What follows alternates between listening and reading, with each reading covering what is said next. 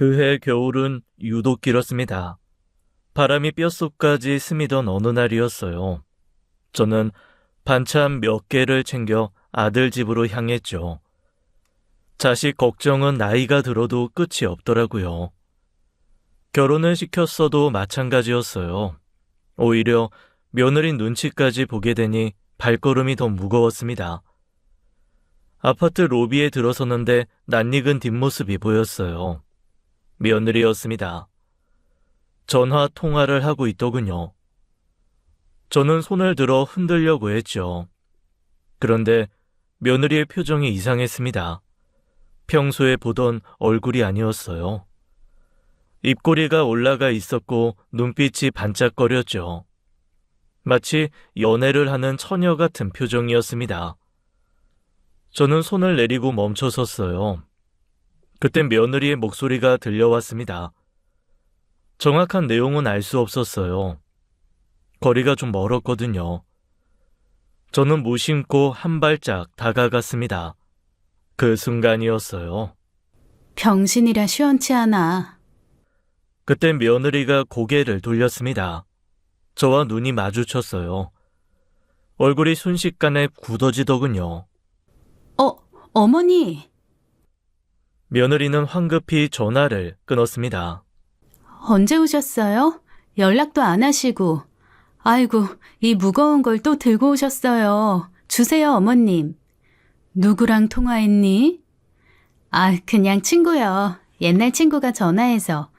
근데 어머니 춥죠? 어서 올라가요. 도연 씨도 어머니 오면 좋아할 거예요. 며느리는 제 손에서 봉투를 낚아채듯 받아들었습니다. 그리고는 엘리베이터 쪽으로 앞서 걸어갔어요. 저는 며느리의 등을 바라보았습니다. 병신이라는 말이 머릿속에서 떠나질 않았어요. 설마 내 아들을 두고 한 말은 아니겠죠. 저는 스스로를 다독이며 며느리를 따라갔습니다. 집에 도착하니 아들은 방에 있었어요. 컴퓨터에 앉아 뭔가를 하고 있더군요. 도연아, 엄마 왔다. 아들이 저를 보고 의자에서 일어나려 했습니다. 그런데 중심을 잃고 휘청거리더니 바닥에 넘어졌어요. 도연아! 저는 달려가 아들을 부축했습니다. 아들의 불편한 다리가 의자에 걸린 모양이었어요. 아들 얼굴이 붉게 달아올라 있었죠. 그 순간 등 뒤에서 소리가 들렸어요. 한숨 소리였습니다. 짧지만 깊은 짜증이 가득 실린 한숨이었죠. 저는 고개를 돌려 며느리를 보았습니다. 며느리는 이미 표정을 지운 채 서 있었어요. 하지만 저는 느꼈습니다. 그 한숨에 담긴 경멸을요. 로비에서 들었던 말이 다시 떠올랐습니다. 병신이라 시원찮아. 저는 아들의 손을 잡은 채 깨달았죠. 그때 이 결혼을 막았어야 했다는 것을요. 저는 22년 전 이혼을 했습니다. 남편의 외도 때문이었어요. 어린 아들 손을 잡고 거의 빈손으로 집을 나왔죠. 양육비는 단 한 푼도 받지 못했습니다.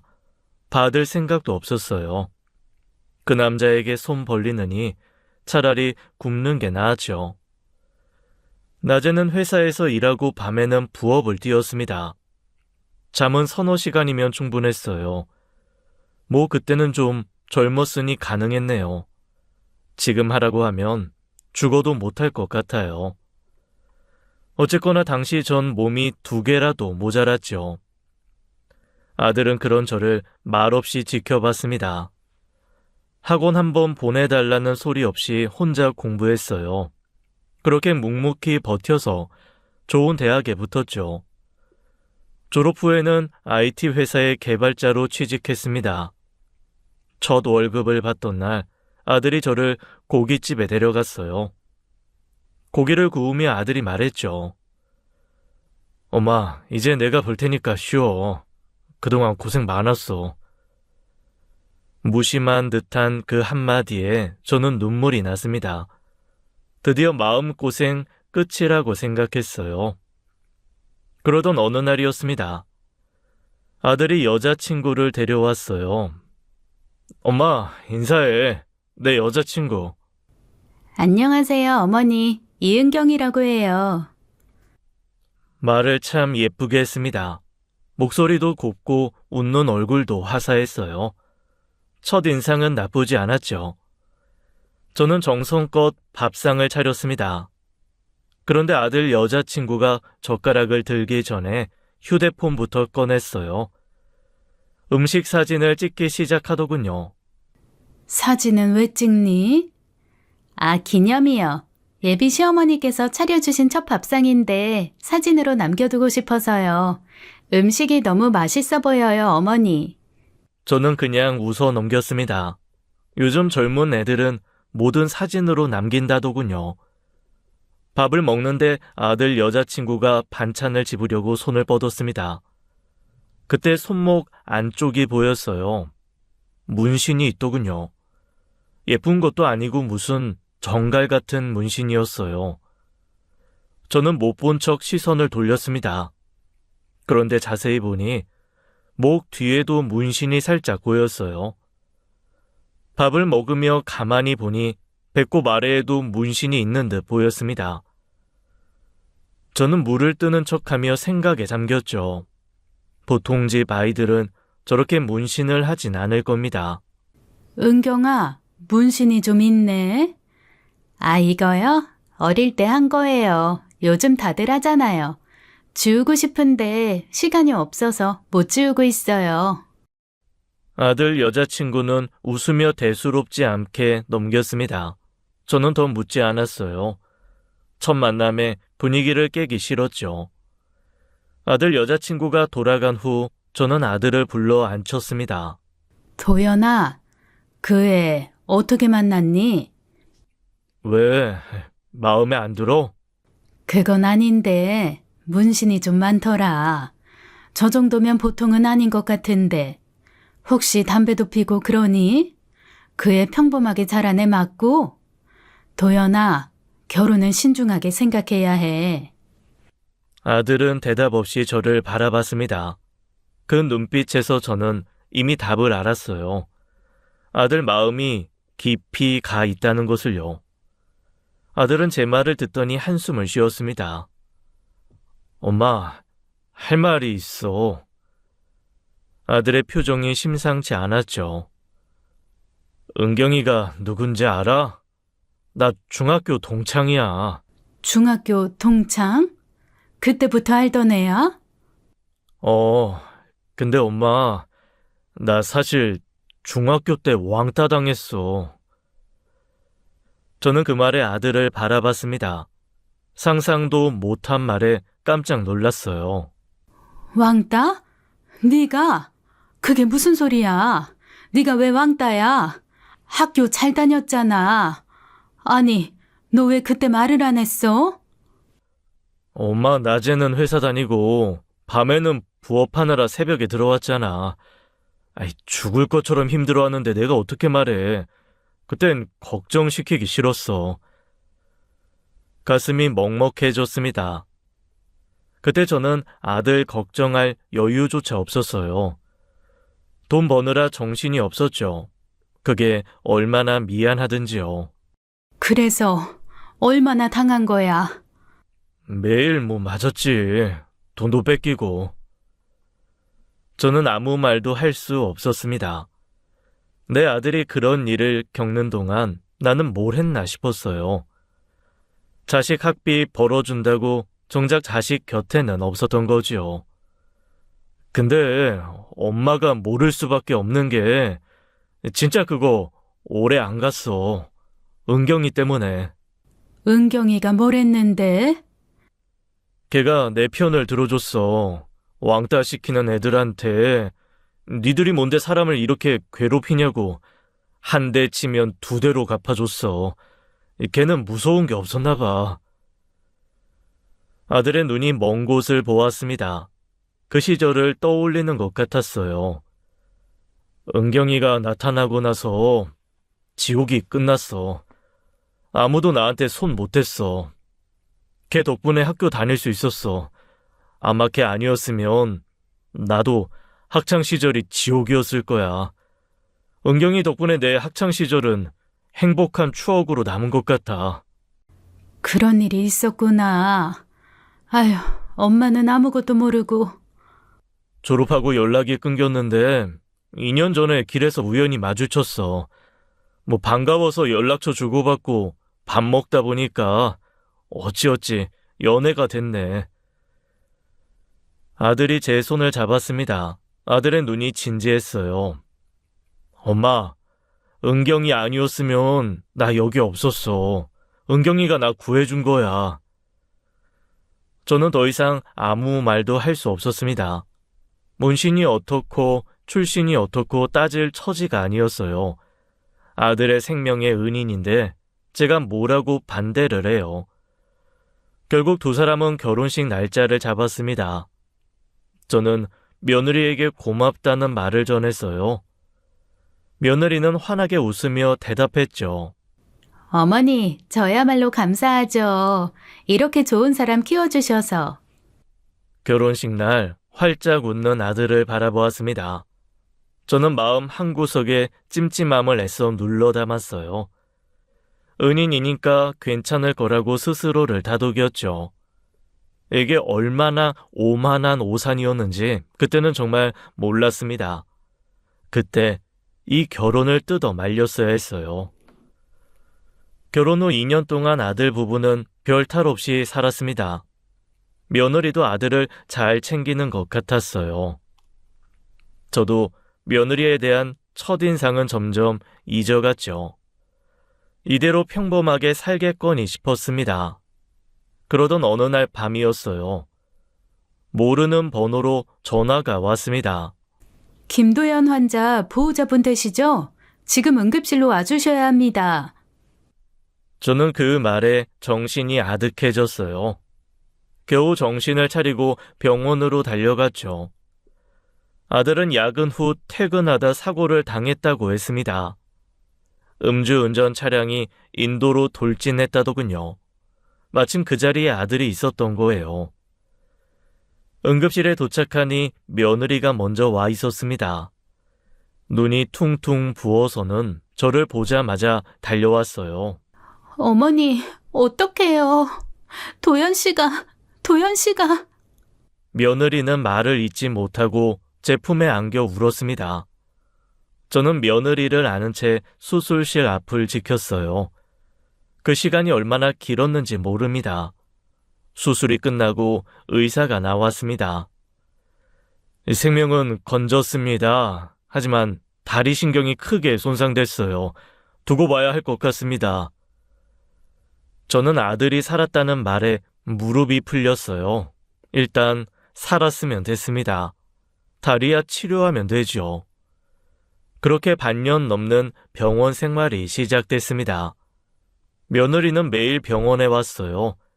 밥도 먹여주고 몸도 닦아주고 재활 운동도 함께 했죠. 새벽까지 아들 곁을 지키다 가는 날도 많았습니다. 저는 며느리에게 진심으로 고마웠어요. 역시 아들의 은인답다 싶었죠. 그때만 해도 며느리를 의심하지 않았습니다. 그런데 반년이 지나도 아들의 다리는 나아지지 않았어요. 의사가 저와 며느리를 따로 불렀습니다. 왼쪽 다리 신경 손상이 영구적입니다. 완전한 회복은 어렵습니다.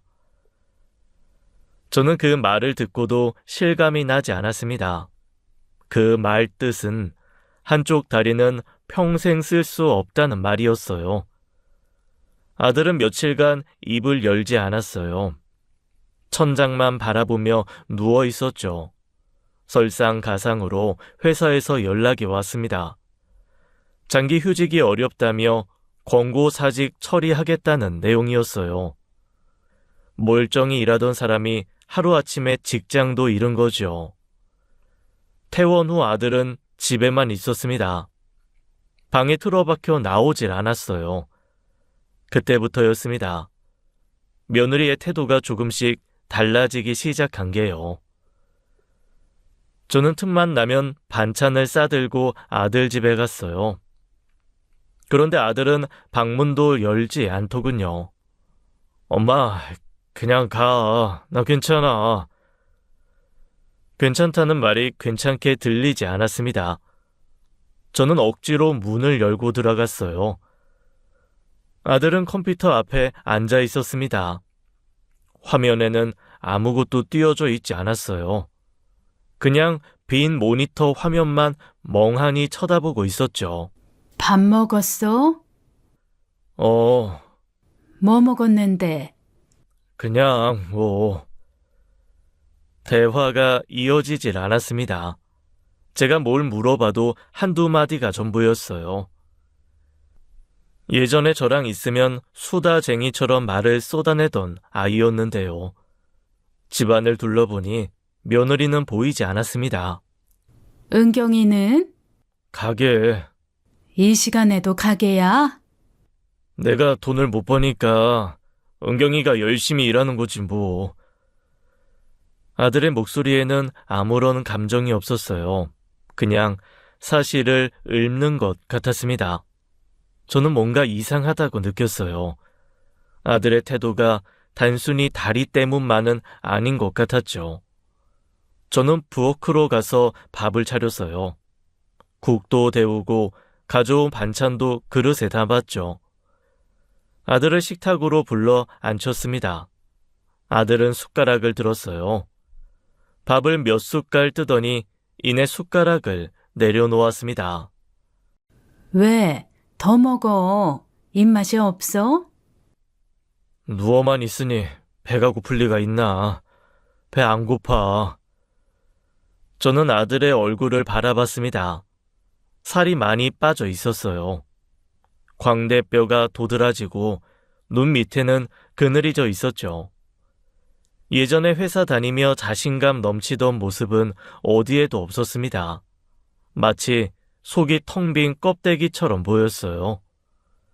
저는 아들의 손을 잡았어요. 아들은 제 눈을 피했습니다. 뭔가 말하려는 듯 입술이 움직였어요. 하지만 결국 아무 말도 하지 않았죠. 아들은 뭔가를 숨기고 있었습니다. 하지만 캐묻지 못했죠.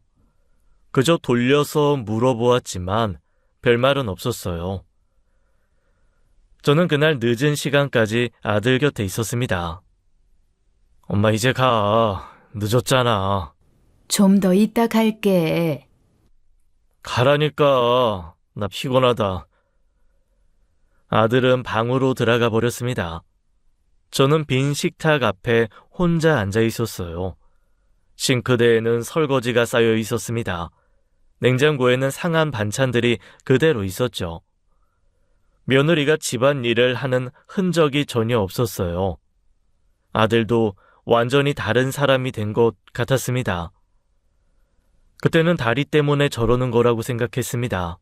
달리 다른 이유를 찾을 게 없었어요. 며느리도 이제 집안의 경제를 책임져야 해서 바쁜 거라 생각했죠. 아들 부부가 제게 무엇을 숨기는지 그때는 정말 몰랐습니다. 저는 아들이 이대로 무너지는 걸 볼 수 없었습니다. 다음날 결심을 하고 아들 집에 찾아갔어요. 아들을 거실로 불러 앉혔죠. 도연아, 이제 그만 털고 일어나야지. 언제까지 이러고 있을 거야? 아들은 고개를 숙인 채 아무 말이 없었습니다. 다리가 좀 불편하면 어때? 할 수 있는 일이 얼마나 많은데. 컴퓨터로 하는 일은 다리랑 상관없잖아. 네가 얼마나 실력이 좋았는데. 아들은 여전히 입을 열지 않았어요. 저는 점점 답답해졌습니다. 목소리가 저도 모르게 높아졌죠. 도연아, 너 진짜 이렇게 살 거야? 다리 하나 불편한 거 가지고 인생 끝난 사람처럼 굴 거냐고. 엄마가 널 그렇게 키웠어? 응? 그 순간 아들이 벌떡 일어났습니다. 저를 노려보더군요. 그 눈빛이 낯설었어요. 이 거지 같은 다리 때문이 아니라고! 아들이 소리를 질렀습니다. 저는 깜짝 놀라 아들을 바라봤어요. 저한테 그렇게 소리를 지른 건 처음인 것 같았습니다. 아들의 얼굴이 일그러져 있었죠. 분노인지 슬픔인지 알 수 없는 표정이었습니다. 그것 때문이 아니라니. 그럼 뭐 때문인데? 회사 정리돼서 그래? 아니면 돈 못 번다고 은경이가 뭐라고 해? 아들은 입을 열려고 했어요. 뭔가 말하려는 것 같았습니다. 하지만 이내 입을 다물어 버렸죠. 고개를 돌리더니 방으로 들어가 버렸어요. 저는 방문 앞으로 갔어요. 손잡이를 돌려봤지만 잠겨 있었죠. 도연아, 문 열어. 엄마한테 말해봐. 뭐가 문제야? 말을 해야 엄마가 알지. 대답이 없었습니다. 저는 문 앞에 서서 한참을 기다렸어요. 아들이 문을 열어줄 줄 알았죠. 하지만 안에서는 아무 소리도 나지 않았습니다. 거지 같은 다리 때문이 아니다. 아들의 그 말이 머릿속을 맴돌았어요. 다리 때문이 아니라면 대체 뭐란 말인가요? 역시 부부 사이에 문제가 생기고 있나 싶었습니다. 밤 10시가 넘어서야 현관문이 열렸어요. 며느리가 들어왔습니다. 저를 보더니 놀란 표정을 지었죠. 어머니, 아직 안 가셨어요? 이 늦은 시간까지 여기 계셨어요? 도연이가 방에서 안 나와서. 아까 좀. 그나저나 은경이 네가 고생이 많구나. 지금 끝났어? 네, 마지막 손님이 늦게 와서. 어머니, 도연 씨는 제가 잘 타일러 볼게요. 요즘 도연 씨가 예민해서 그래요. 갑자기 환경이 변했으니. 어머니 늦었으니까 들어가서 쉬세요. 제가 잘 얘기할게요. 며느리가 저를 현관까지 배웅했습니다. 저는 그제야 집으로 돌아왔어요. 그날 이후로 저는 매일 아들 집에 갔습니다. 아들과 매일 싸우는 게 저도 힘들었지만 이대로 손을 놓고 있을 수는 없었어요. 문 앞에서 사정도 하고 혼내기도 하고 옆에 앉아 말을 걸기도 했습니다. 도연아, 할 수 있는 일 찾아보자. 너 개발자였잖아. 실력이 어디 가겠어? 아들은 한동안 아무 말 없이 듣기만 했습니다. 대꾸도 않고 고개만 숙이고 있었어요. 저는 포기하지 않았죠. 매일 같은 말을 반복했습니다. 아들이 워낙 좋아하는 일이었으니 언젠가는 아들 마음이 흔들릴 거라 생각했죠. 그러던 어느 날이었어요. 아들이 먼저 입을 열었습니다. 엄마, 나 사업해볼까? 사업? 무슨 사업? 사고 보상금이 좀 있잖아. 그걸로 IT 개발 외주 일을 받아볼까 해. 뭐 거창한 건 아니고 그냥 혼자서 재택으로 코딩하는 거야. 집에서도 할 수 있으니까. 저는 그 말에 가슴이 벅찼어요. 드디어 아들이 일어서려 하는구나 싶었죠. 그래 해봐. 네가 하고 싶은 거 다 해. 그게 뭐든 엄마가 다 도와줄게. 아들은 고개를 끄덕였습니다. 표정은 여전히 어두웠지만 그래도 한 걸음 앞으로 내딛는 거였어요. 그게 중요하잖아요. 저는 안심을 했습니다. 저는 일주일에 2~3번씩 아들 집에 들렀습니다. 반찬도 해다 주고 청소도 도와주고 아들 얼굴도 살폈죠. 아들은 드디어 일을 시작했어요. 컴퓨터 앞에 앉아 뭔가를 열심히 하고 있었습니다. 하지만 눈에 생기가 없었어요. 일을 해도 기쁜 표정이 아니었죠. 무언가 짓눌린 사람 같았습니다. 이상한 건 며느리였어요. 예전에는 병원에서는 하루 종일 아들 곁에 붙어 있더니 이제는 챙기는 모습이 전혀 없었습니다. 제가 저녁 늦게까지 있어도 며느리는 들어오지 않았어요. 도연아, 은경이 오늘도 늦니? 가게 바빠서 늦는데. 아들은 그 말만 했습니다. 더 묻지 말라는 듯한 어조였어요. 며느리는 네일샵을 합니다. 그런데 네일샵이 매일 이렇게 늦게까지 일을 할 게 뭐가 있나요? 제가 밤 10시에서 11시까지 아들 집에 있어도 며느리는 집에 들어오지 않았습니다. 며느리는 언제나 자정이 넘어서 집에 오는 것 같았어요. 그러던 어느 날이었어요. 10시가 넘어 집에 가려는데 그때 현관문이 열렸어요.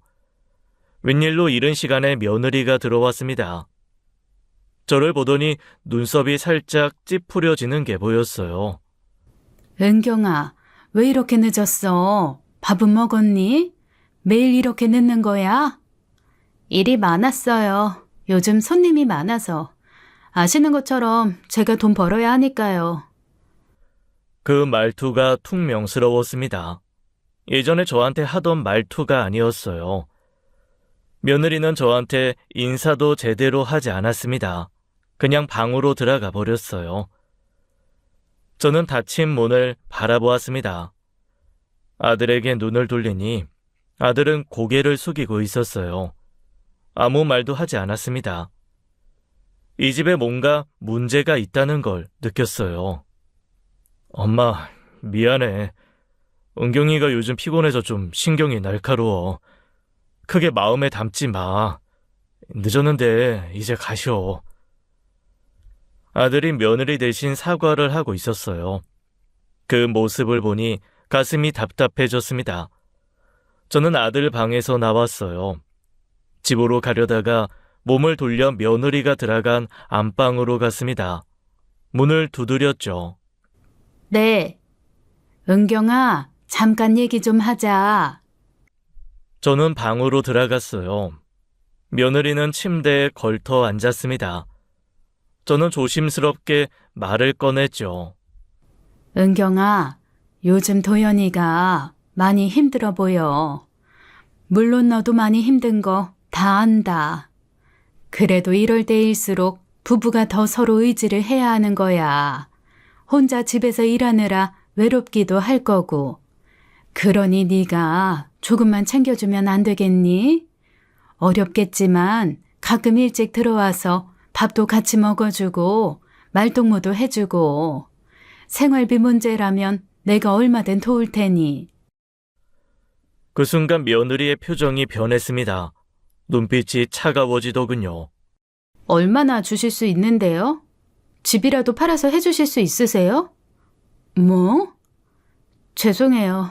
그런데 어머님, 제가 어머님 돈 쓰면서 도연 씨랑 매일 놀 순 없잖아요. 지금은 제가 이 집 가장이 돼서 매일 가게 나가서 돈 버는 거예요. 그거 안 보이세요? 혼자 나가서 놀고 오는 게 아니라고요. 그건 알지. 근데 아침부터 밤까지 일하고 들어오면 녹초가 돼요. 파김치가 된다고요. 지금도 저 힘들어 죽겠어요. 어머님 제 앞에서 잔소리하시는 지금 이 순간에도요. 근데 돈도 벌고 남편 우울하니 앞에서 재론까지 피우라는 건가요? 목소리가 높아졌습니다. 저는 당황했어요.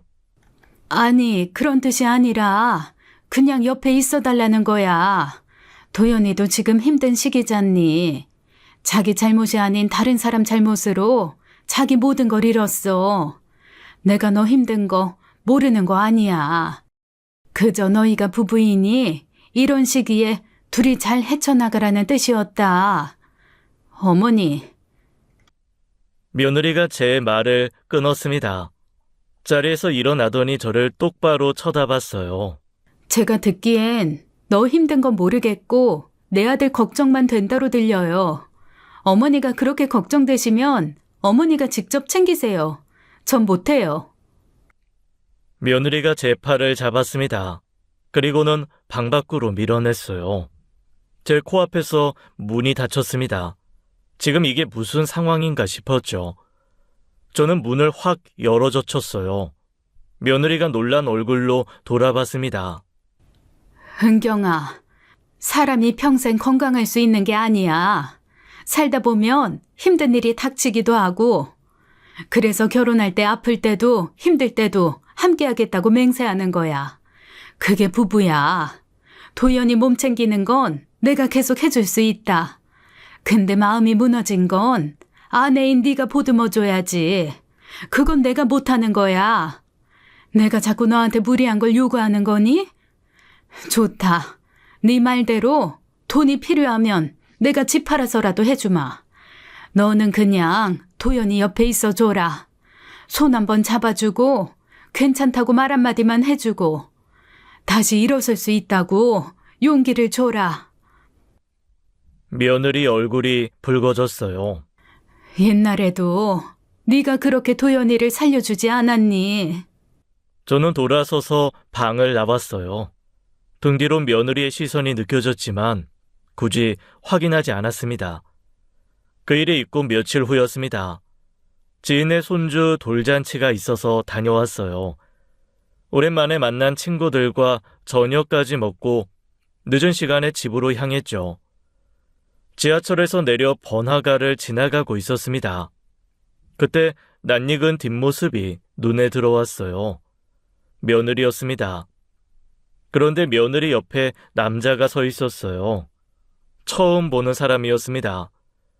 저는 가로등 뒤로 몸을 숨겼어요. 심장이 빠르게 뛰었습니다. 설마 하는 마음으로 지켜봤죠. 둘은 뭐가 그렇게 좋은지 계속 웃고 있었어요.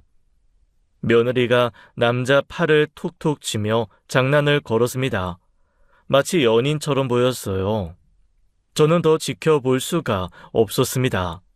은경아, 며느리가 고개를 돌렸습니다. 저를 보더니 얼굴이 굳어졌어요. 어머니, 여기 웬일이세요? 그냥 집에 가는 길이다. 그보다 이 사람은 누구니? 저는 며느리 옆에 남자를 쳐다봤습니다. 30 중반에서 40쯤 돼 보였어요. 인상이 번지르르 했죠. 아, 이분이요? 저희 가게 2층 방 사장님이에요. 재우 씨, 인사해요. 우리 시어머니세요. 남자가 허리를 숙여 인사했습니다. 안녕하세요, 어머니. 박재호라고 합니다. 은경씨 가게 위층에서 바 운영하고 있어요. 그래요? 근데 이 늦은 시간에 왜 같이 있는 거예요? 아저씨는 지금 장사할 시간 아닙니까? 은경씨가 늦게까지 일하시길래요. 여자분 혼자 밤길 다니시면 위험하잖아요. 제가 집까지 바래다 드리려고 했습니다. 남자는 당당했어요. 떳떳한 사람처럼 말했죠. 하지만 저는 아까 본 장면을 잊을 수가 없었습니다. 어머니, 오해하지 마세요. 그냥 친하게 지내는 거예요. 가게가 같은 건물이니까 자주 보잖아요. 그러다 보니 친해진 거고요. 며느리가 저를 이상한 사람 보듯이 쳐다봤어요. 마치 제가 과민 반응을 하는 것처럼요. 저는 며느리를 똑바로 바라봤습니다. 은경아, 아무리 친해도 유부녀가 다른 남자한테 이런 식으로 데려다 준다는 거 받아주면 안 된다. 남들이 보면 뭐라고 하겠어? 도연이 귀에 들어가면 어쩌려고. 며느리 표정이 살짝 굳었어요. 앞으로 이런 일 없었으면 좋겠다. 알겠니? 네, 알겠어요. 며느리가 대답했습니다. 하지만 눈빛이 반항적이었어요. 마지못해 대답하는 게 느껴졌죠. 저는 그날 찜찜한 마음으로 집에 돌아왔습니다. 아까 본 장면이 머릿속에서 떠나지 않았어요. 아무리 친해도 저렇게 붙어서 웃는 게 정상은 아니었죠. 혹시나 하는 불안이 마음 한구석에 자리 잡았습니다. 그날 이후로 며느리가 계속 신경 쓰였습니다. 아무리 생각해도 이상했어요. 저는 며칠을 고민했습니다. 그러다 결심했어요. 흥신소에 뒷조사를 맡기기로요. 혹시 제가 지나친 걸까 마음이 안 좋았죠. 시어머니가 며느리를 뒷조사를 한다는 것 자체가 좀 그렇긴 했어요. 하지만 가만히 있을 수가 없었습니다. 제 아들 인생이 걸린 문제니까요. 흥신소에 찾아가서 며느리 이름과 가게 주소를 알려줬습니다. 직원이 말하길 최소 한 달은 걸린다고 했어요. 저는 알겠다고 하고 돌아왔죠. 한 달이 얼마나 길던지요. 하루하루가 1년 같았습니다. 아들 집에 갈 때마다 며느리 얼굴을 보기가 힘들었어요. 혹시 내 눈이 틀린 거면 어쩌나 싶기도 했죠. 한 달 후 흥신소에서 연락이 왔습니다. 조사가 끝났다고요. 저는 바로 흥신소 사무실로 찾아갔어요. 직원이 두꺼운 서류 봉투를 건넸습니다. 어머님, 마음 단단히 드세요. 충격적인 내용 많습니다. 저는 봉투를 받아들었어요. 손이 떨렸습니다. 먼저 며느리분, 과거부터 말씀드릴게요. 결혼 전에 유흥업소에서 일한 경력이 있습니다. 뭐라고요? 네일 아트샵은 그 과거를 세탁하기 위해 차린 겁니다. 업소 다니면서 모은 돈으로요. 머리가 멍해졌습니다. 문신이 많았던 이유가 있었던 거예요. 그때 더 알아봤어야 했는데 제 불찰이었죠. 근데 더 심각한 게 있습니다. 더 있어요? 며느리분이 가게 2층 바 사장이랑 정기적으로 만나고 있습니다. 둘이 모텔에 드나드는 것도 확인했고요. 사진도 찍었습니다. 직원이 봉투에서 사진 여러 장을 꺼냈어요. 테이블 위에 펼쳐 놓았습니다. 며느리와 그 남자가 손잡고 걷는 사진이 있었어요. 둘이 모텔 앞에 서 있는 사진도 있었습니다. 모텔에서 나오는 사진도요. 저는 사진을 한 장씩 들여다봤습니다. 분명히 며느리였어요. 의심의 여지가 없었죠. 손이 떨려서 사진을 제대로 잡을 수가 없었습니다. 저는 사진을 모두 봉투에 넣었습니다. 비용을 치르고 흥신소를 나왔어요. 집으로 돌아오는 길에 눈물이 났습니다. 아들 생각에요. 사고로 다리를 잃고 직장도 잃고 그런 아들 옆에서 아내는 다른 남자를 만나고 있었던 거예요. 아들이 왜 그렇게 무기력했는지 이제야 알 것 같았습니다. 혹시 이미 의심하고 있었던 건 아닐까요? 그 생각에 가슴이 무너지는 것 같았죠. 사진만으로는 부족했습니다. 제 두 눈으로 직접 봐야 했어요. 저는 며느리 가게 문 닫을 시간에 맞춰 근처로 갔습니다. 어두운 골목에 몸을 숨기고 가게 입구를 지켜봤어요. 밤 8시쯤 가게 불이 꺼졌습니다. 며느리가 문을 닫고 나왔어요. 그러면서 집에는 언제나 자정에 들어오는 거였어요. 잠시 후 2층 바에서 남자가 내려왔습니다.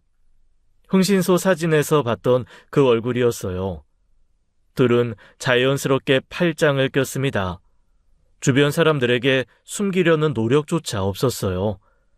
대놓고 붙어서 걸어가더군요. 저는 거리를 두고 뒤를 따라갔습니다. 두 사람은 골목을 몇 개 돌더니 어느 모텔 앞에 섰어요. 망설임 없이 안으로 들어갔습니다. 익숙한 발걸음이었죠. 저는 모텔 건너편에서 기다렸습니다. 시간이 얼마나 흘렀는지 모르겠어요. 아마 2시간쯤 됐을 겁니다. 모텔 문이 열렸습니다. 며느리와 남자가 나왔어요. 둘은 웃으며 이야기를 나누고 있었습니다. 오늘 좋았어. 다음 주에 또 보자. 응, 다음 주에는 좀 더 일찍 만나. 오늘 너무 짧았어. 난 2번도 가능한데. 아쉽다. 다시 들어갈까? 내가 다시 내 능력을 보여줘? 아이, 몰라. 며느리 머리카락이 젖어 있었어요. 샤워를 하고 나온 게 분명했죠. 저는 가방끈을 고쳐 잡았습니다. 그리고 두 사람 앞으로 걸어갔어요. 며느리가 저를 발견했습니다. 웃음기가 싹 사라지더군요. 어머니. 저는 대답하지 않았습니다. 가방에서 비닐 봉투를 꺼냈어요. 일주일 동안 썩힌 된장이었죠. 봉투를 열어 두 사람에게 끼얹었습니다. 달려들어서 두 년놈들 얼굴에 펴발랐죠. 뭐야 이게! 썩은 냄새가 진동했어요. 두 사람이 비명을 지르며 뒹굴었습니다. 아이씨, 미친 노인네가 뭐하는 짓이야! 며느리와 그 남자는 눈에 된장이 들어가서 소리를 지르며 얼굴을 감쌌죠. 저는 가방에서 방망이를 꺼냈어요. 이 더러운 버러지 같은 것들아, 오늘 제대로 맞아봐라. 저는 그 머리통을 향해 힘껏 내리쳤어요. 퍽! 아이씨! 남자가 비틀거렸습니다. 저는 그 다리를 걷어찼어요. 남자가 바닥에 쓰러졌습니다. 남의 마누라 뺏어 먹는 게 그렇게 맛있더냐? 응? 며느리가 도망가려 했어요. 저는 그 머리채를 잡아 끌어당겼습니다. 아야, 어머니, 놔요. 제발. 내 아들이 집에서 썩어가는 동안 넌 여기서 이 짓거리 하고 있었어? 이 똥물에 튀겨 죽일 것들. 저는 며느리 등짝을 방망이로 후려쳤어요. 아, 잘못했어요. 내가 내 아들 손 좀 잡아주라고 그렇게 말했더니 넌 남의 남자 거식이나 잡고 뒹굴고 있었어? 응? 한 대, 두 대, 세 대, 팔이 아플 때까지 내리쳤습니다. 살려주세요. 제발요. 그만! 이 미친 노인네, 신고할 거야? 해라, 해. 내가 지금 무서울 게 있어 보이냐? 두 사람은 바닥에 뒹굴며 살려달라고 빌었습니다. 된장 범벅이 된 채로요. 저는 방망이질을 멈췄어요. 숨을 고르며 두 사람을 내려다봤습니다. 이 더러운 것들. 이게 끝인 줄 알아? 아직 시작도 안 했어. 저는 뒤돌아서서 그 자리를 떠났습니다. 뒤에서 며느리의 울음소리가 들렸지만 돌아보지 않았어요. 저는 곧바로 아들 집으로 향했습니다. 더 이상 미룰 수 없었어요. 아들은 컴퓨터 앞에 앉아 일을 하고 있었습니다. 저는 아들을 거실로 불러 앉혔어요. 도연아, 할 말이 있어. 앉아봐. 아들이 의아한 표정으로 소파에 앉았습니다. 저는 봉투에서 사진들을 꺼냈어요. 아들 앞 테이블 위에 펼쳐 놓았죠. 은경이가 바람을 피우고 있다. 아들이 사진을 내려다봤습니다. 흥신소에서 한 달 동안 조사했어. 오늘은 내가 직접 봤고, 모텔에서 나오는 거. 아들은 사진을 한 장씩 들여다봤어요. 며느리와 그 남자가 손잡고 걷는 사진, 모텔 앞에 서 있는 사진, 모텔에서 나오는 사진. 저는 아들이 분노할 줄 알았습니다. 아니면 충격을 받거나요. 테이블을 뒤엎을 수도 있다고 생각했어요. 그런데 아들의 표정은 담담했습니다. 너무 담담해서 오히려 이상할 정도였죠. 아들은 사진을 내려놓았어요. 또 만났구나. 뭐라고? 저는 아들의 말에 멈칫했어요. 또라니요. 또라니? 그게 무슨 말이야? 엄마, 나 사실 알고 있었어. 뭘 알고 있었어? 이걸 다 알고 있었다고? 은경이 바람 피우는 거 이미 작년부터 알았어. 저는 아들을 바라봤습니다. 무슨 말인지 이해가 되지 않았어요. 작년에 알았다고? 그럼 1년 넘게 알고도 가만히 있었단 말이야? 작년에 처음 알았을 때 은경이가 빌었어. 무릎 꿇고 계속 빌었어. 다시는 안 그러겠다고, 한 번만 용서해달라고. 그래서 믿어줬어. 내가 등신이었네. 왜? 도대체 왜? 이 멍청아. 은경이가 나한테 은인이잖아. 중학교 때 나 살려준 사람이야. 그때 걔 아니었으면 나 여기에 없었어. 그래서 한 번은 기회를 줘야 한다고 생각했어. 아들의 눈에 물기가 어렸어요. 저는 아무 말도 할 수 없었습니다. 그때 현관문이 열렸어요. 며느리가 들어왔습니다. 된장 범벅이 된 채로요. 옷에서 썩은 냄새가 났어요. 며느리가 저를 보더니 눈이 뒤집어졌습니다. 어머니, 미쳤어요? 갑자기 나타나서 사람을 때리고. 저 아무 잘못도 없어요. 어머니가 잘못 보신 거라고요. 며느리가 아들에게 달려가 매달렸어요. 도연 씨, 나 진짜 억울해. 그냥 친한 사람이랑 밥 먹었을 뿐인데 어머니가 무슨 말을 들었는지 모르겠지만 그때 아들이 테이블 위 사진을 가리켰습니다. 며느리의 말이 뚝 끊겼어요. 사진을 본 며느리 얼굴이 하얗게 질렸죠. 아들이 조용히 물었습니다. 또 만난 거야? 며느리는 입을 열었다 닫았어요. 아무 대답도 하지 못했습니다. 아들이 자리에서 일어났습니다. 며느리를 똑바로 쳐다봤어요. 이혼하자. 며느리 눈이 휘둥그레졌습니다. 뭐? 지금 무슨 소리야? 도연 씨, 진심이야? 며느리가 아들에게 매달렸어요. 아들은 며느리를 밀쳐냈습니다. 작년에 처음 알았을 때 기회를 줬어. 네가 나한테는 사랑하는 사람이자 내 은인이었으니까. 도연 씨, 다시는 안 그러겠다고 빌었잖아. 무릎 꿇고 울면서. 그래서 믿어줬어. 근데 또 만난 거야? 넌 내가 그렇게 우습냐? 짐작은 하고 있었어. 어머니가 말 안 해줬어도 내가 먼저 터트릴 일이었어. 이혼해. 며느리는 입술을 깨물었어요. 아무 말도 하지 못했습니다. 이번에 끝이야. 진짜 끝. 난 이제 너한테 빚 없어. 그 순간 며느리 표정이 변했습니다. 슬픔도 미안함도 없었어요. 싸늘하게 굳더니 비웃음이 떠올랐죠. 그래, 잘 됐네. 이렇게 된 마당에 나도 솔직히 말할게. 며느리가 고개를 들었습니다. 눈빛이 완전히 달라져 있었어요. 나도 병신이랑은 못 살겠다. 병신 새끼랑 평생 같이 살 생각 없거든. 저는 그 말에 숨이 멎는 것 같았습니다. 저도 모르게 며느리 뺨을 쳐버렸어요. 며느리 고개가 휙 돌아갔죠. 나가라. 넌 언젠가 네가 뱉은 대로 다시 돌려받을 거야. 글쎄요. 과연 그럴까요? 앞으로도 저는 떵떵거리면서 잘 살고 김도연은 병신으로 시궁창 인생 살 것 같은데요? 너... 미안한데 난 희생할 생각 없어. 내 인생은 내 거거든. 아들이 며느리 앞으로 다가갔습니다. 그리고 이번엔 아들이 며느리 뺨을 후려쳤어요. 철썩. 며느리 고개가 또 돌아갔습니다. 저도 놀랐어요.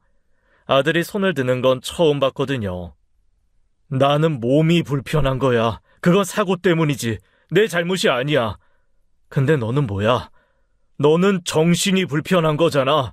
그건 누구 탓도 아니고 네 탓이야. 내가 볼 때 병신은 너야.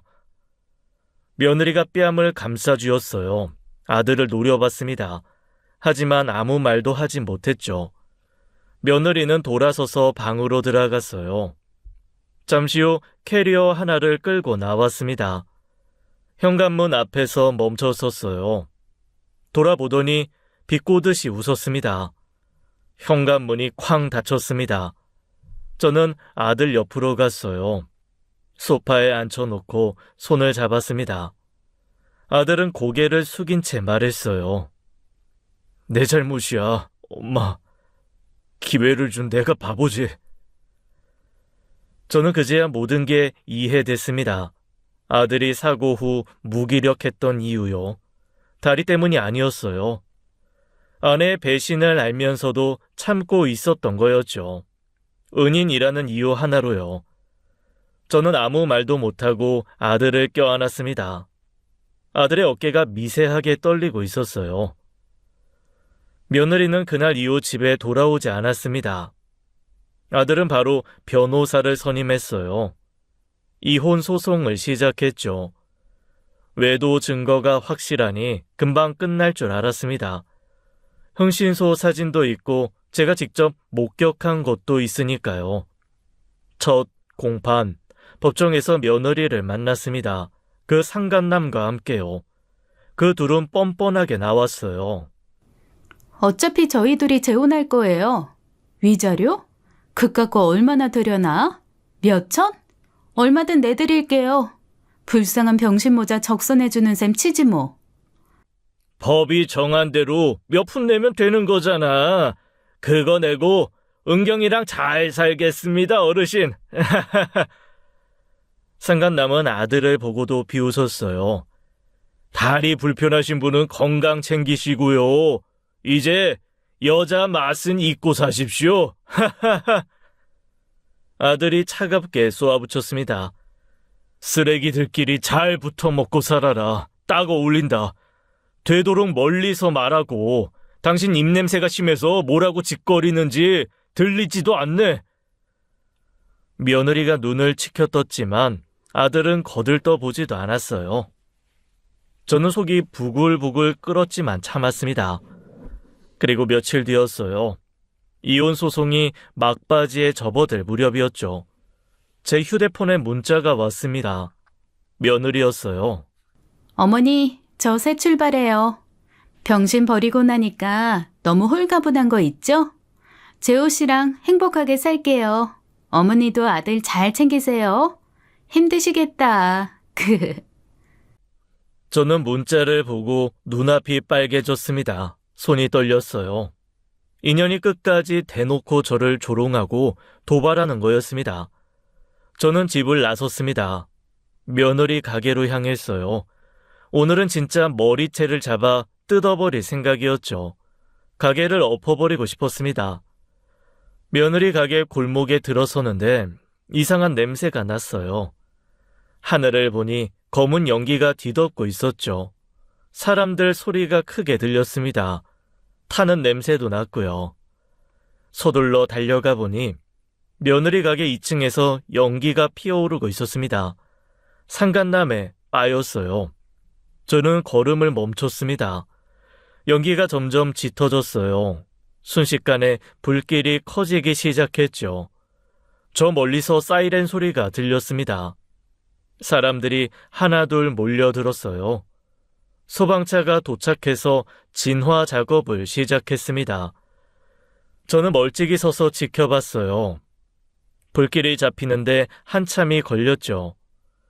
잠시 후 구급 대원들이 건물 안에서 누군가를 들것에 싣고 나왔습니다. 저는 무심코 가까이 다가갔어요. 들것 위에 누운 사람은 온몸이 시커멓게 타 있었습니다. 얼굴을 자세히 봤어요. 며느리였습니다. 피부가 녹아내린 것처럼 일그러져 있었어요. 솔직히 처음엔 며느리인지 몰랐어요. 너무 심하게 타버린 상태였거든요. 며느리는 의식이 없는 채로 구급차에 실려갔습니다. 저는 멍하니 그 광경을 지켜봤죠. 아무 생각도 나지 않았어요. 방금 전까지 머리채를 잡아 뜯겠다고 달려온 사람이 맞나 싶었죠. 구급차가 사이렌을 울리며 떠나갔습니다. 저는 한참 동안 그 자리에 서 있었어요. 그날 저녁 친구가 저를 찾아왔습니다. 불난 소식을 전해주러 온 거였어요. 순영아, 그 바 사장 있잖아. 그 사람 죽었대. 뭐라고? 불에 타서 죽었대. 불 다 끄고 나서 가게 창고에서 발견됐대. 가스가 터진 거라나? 저는 할 말을 잃었습니다. 며느리 상간남이 죽었다고요. 불에 타서요. 저는 멍하니 앉아 있었어요. 며느리를 찾아가서 머리채를 잡으려던 게 불과 몇 시간 전이었습니다. 그런데 이렇게 될 줄 정말 상상도 못했습니다. 다음날 아들에게 병원에서 연락이 왔어요. 아직은 법적으로 부부니까 보호자로 연락이 온 거였죠. 엄마, 난 안 갈 거야. 안 가도 돼. 갈 필요 없어. 그딴 년 죽던 말든. 저는 고민 끝에 아들 대신 병원에 찾아갔습니다. 중환자실 앞에서 면회 시간을 기다렸어요. 간호사 안내를 받아 병실에 들어갔죠. 며느리는 침대에 누워 있었습니다. 온몸에 붕대를 감고 있었어요. 얼굴도 반쯤 붕대로 덮여 있었죠. 사람 형체만 겨우 알아볼 수 있었습니다. 나중에 간호사가 말해주길 전신에 화상을 입었다고 하더군요. 며느리가 저를 봤어요. 눈을 부릅떴습니다. 구경 왔어요? 목소리가 갈라져 있었어요. 잘 됐어요? 속 시원해요? 어머니 소원 풀렸겠네. 내가 이 꼴이 됐으니까.